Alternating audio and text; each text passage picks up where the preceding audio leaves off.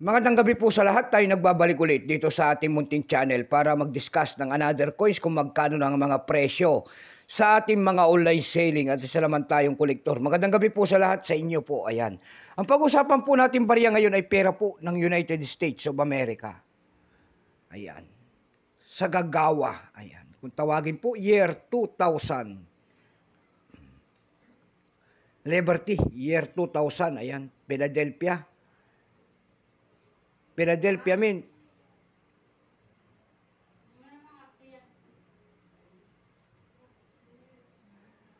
Ayan, titignan natin kung magkano lang kanyang mga presyo sa ating mga online selling. Pero bago yan, magpapasalamat lamang tayo sa lahat ng tagapagsubaybay dito sa ating munting channel.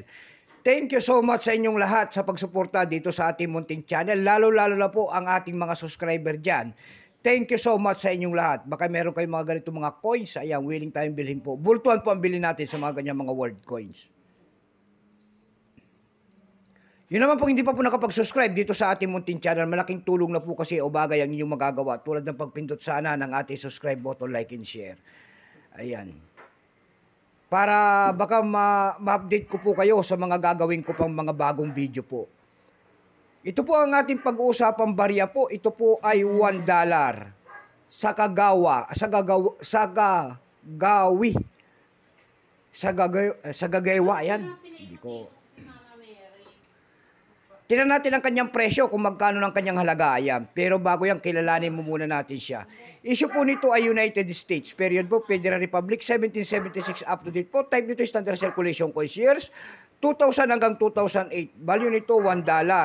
Currency, $1785 up to date po. Composition yan ay brass, glad copper. May bigat lamang 8.1 grams, may habang 26.5 mm. May kapal po naman 2 mm. Hugis po bilog, orientation ay coin alignment. Number NDAS 923. Reference number KM-310. Ayan. Ito pong year 2000 na ito po Philadelphia Mint. Ito po ay 62%. Kung ilang piraso naman ang ginawa rito ay 767,140,000 piraso po. May price rin po yan doon sa ating lumista.com, yung kanyang 556, almost circulated ay 79, circulated ay 110. Dako naman tayo sa kanyang mga presyo sa ating mga online selling tulad ng ebay.com. Sa ebay.com po, mayroon tayo nakita nagbebenta doon ng $5.49. Nasundan po yan ng $4.49. Yung pinakamababa po doon ay $3.14. Dako tayo sa Carousel PH. Sa Carousel PH naman po meron tayo nakita na nagbebenta doon ng 750 pesos.